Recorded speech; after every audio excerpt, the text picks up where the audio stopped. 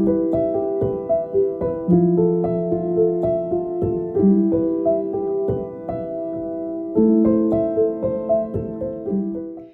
guys, this is Tall and Lighter Feet coming to you once again with another video.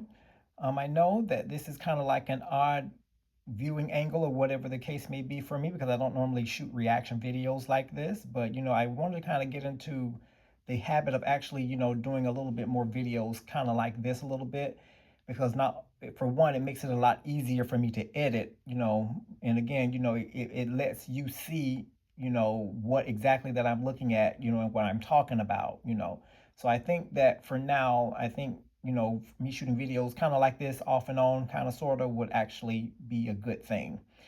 But I actually want to kind of go back and revisit, a concept or that I talked about recently in one of my past videos, and it has a lot to do with what the concept of cancel culture. We talked about it, or I talked about it, a lot having to do in the area of, for the most part, standing strong in your beliefs, no matter what the consequences may be. And, I actually used Snoop Dogg in one of my videos when we were talking about him, because again, it was kind of interesting in a recent issue as far as what he was facing when he took his niece or what have you to the movies. And the movies that they were watching actually had, I guess, scene in there, I guess, or it contained two lesbians or something like that. And basically, he had a public outcry where he was saying that these type of things should not actually be, up for view, for children, and basically, at the time, I pretty much understood exactly what he said. And basically, that was a thumbs up in my opinion. But of course, since then, I guess his reputation has been threatened. Basically, I guess cancel culture was coming after him, I guess, with his name being, the next one to be pulled. So immediately he had to do what I guess a lot of people are doing these days, and I guess do damage control, where he went back and for the most part recanted a lot of the things that he actually said, to the point where he actually now has actually, I guess, produce some sort of a song that is for, I guess, the LGBT community. Something about love, love is love and this, that, and the other. I guess the soundtrack to some sort of movie or animation or something like that. I don't know. But I caught the tail end of some of it. But it's just the fact is that it's amazing at how society can get people to retract and actually, I guess give in to what they want because of, again, I guess the threat of actually being discontinued or whatever the case may be. When Snoop Dogg was actually a lot younger coming up, he didn't come from, I guess, a very glamorous background. He, had his faults and did his share of, things and this, that, and the other. But again, as he matured, he began to, make a positive impact on not only society, but to America's youth, in my opinion, wanting to, teach and preach, the fact that, stay out of drugs, stay in school, just becoming a good role model overall. But now, that he's getting a lot older, he's not, of course, producing much music. So the only thing that he actually really has to rely on now is just his reputation of being Snoop Dogg, And basically that pretty much, in my opinion, is the only thing that really has him standing where he, I guess, is some point of relevance in this day and time. So anything that he does that will kind of snatch that bit of relevance, he feels that, you know, to him, it's like that's something that he just cannot, compromise. So I guess with that being said, this kind of led for him to kind of redact a lot of what he said about the LGBT community, where he's now, taking back a lot of what he says and basically, wants to join, I guess, join forces with some sort of Pixar studios where they, wanted him to, I guess, to do a soundtrack or something in one of their scenes or their cartoons or whatever the case may be, to promote the concept that love is love. And the thing about it again is that it's so funny how, when these type of things happen, how the enemy can get, even the most sound believer, if you were ever sound in the first place, to recant everything that you say. Again, I mentioned I think I mentioned in the previous video that I did that, in the New Testament, that there is a concept that a lot of people are still not understanding that really is worth mentioning, where you have a great falling away of believers. And what we mean by that is that you have a lot of people that actually that look or feel that they are not getting enough recognition, I guess, as being followers. So they'll actually trade in their worship or their salvation, which of course they've worked so hard for, and trade it in for being popular for the world or in the world. And in my opinion, we have a lot of people again, and he is just again a prime example of what a lot of people are doing these days, where you know what you've been raised under. You've been raised by biblical truth, especially in the black community. I'm just saying what it is. We're the main community that has been raised in the church.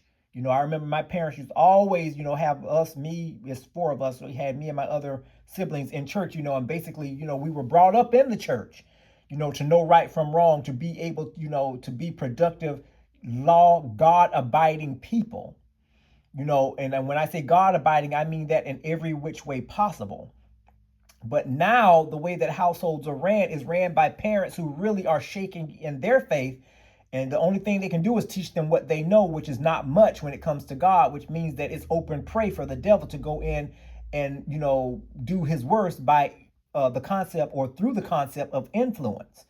And basically what I mean by that is that, Snoop Dogg, to some, definitely not to me, never was, is a what we would call a role model to a lot of people.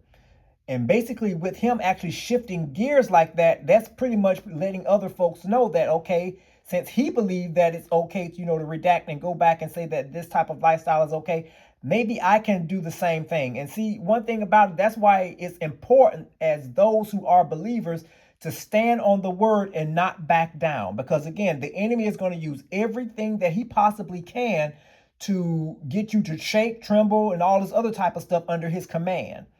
But the Lord God says, and again, his very crucial message to believers, especially in the New Age, in the New Testament, in the New Age church, is that regardless of what you see in society, you still remain faithful to me. And see, when that message is pushed, that lets me know that there's going to be a lot of situation and things that's going to come about in this life that's going to want to change your way of thinking about salvation, or to make you forget about what's important, which is your soul. And it's so easy now where people just go ahead and just sell their soul for the price of fame. And in my opinion, that's exactly what's being done here. And it's sad to say that a lot of people, because of what he is doing, and of course, a lot of other people who are considered role models that actually are wanting to warm up to the LGBTQ community, they're going to begin to adapt their way of thinking as well. And not only are they going to do it, they're going to teach this information over to their children. So now their children is going to be raised up with, and yeah, on the surface, yes, love, of course, it has no color. But the thing about it again is the type of love that they're talking about, which is geared more towards intimate relationships, it's not supposed to be shown in that sort of way or in that sort of context. So it's important that parents educate your children, about the importance of being pure and staying, true to who God is, and actually, learning the word the correct way. Because again, what the enemy likes to do and the way that he likes to gain a foothold on the saints is through emotional intelligence. And what I mean by that is that, anything where, you can kind of pull at the heartstrings to feel sorry for someone. Oh, I'm persecuted. Oh, you should know how it feels, how to be persecuted and stuff. No, it's not about that. Emotions, feelings, and all of these type of things is what the enemy use to confuse and to get a foothold on, those that's in the fellowship. And to some, it works, but to those who are true believers, we should know better. Okay. So I just wanted to kind of come in and just kind of give a short message, because again, this type of thing is worth talking about, and it's worth sitting down and having discussions, open and honest discussions about these things that's going on in society. It's when you don't talk about things like this is when you're doing the most damage. Talking about these things, the open and honest, and being able to relate it back to biblical principle is the only thing that is going to help us in this day and time. It's already known that everything is going to pass away or fall away except the word of God. That's the only truth that we have in this day and time. So it's important, again, that we look for things that the enemy is trying to do to confuse us as far as our fellowship, confuse our relationship, and it's important that, again, that we maintain and be who we're supposed to be. The Bible tells us that, you can't serve two masters. Either you're going to love one or hate the other. There is no way that you can play that safe line down the middle. And a lot of people are trying to do that. But again, because of the fact that you can't do it, you're going to automatically have to go to one side or the other. Okay.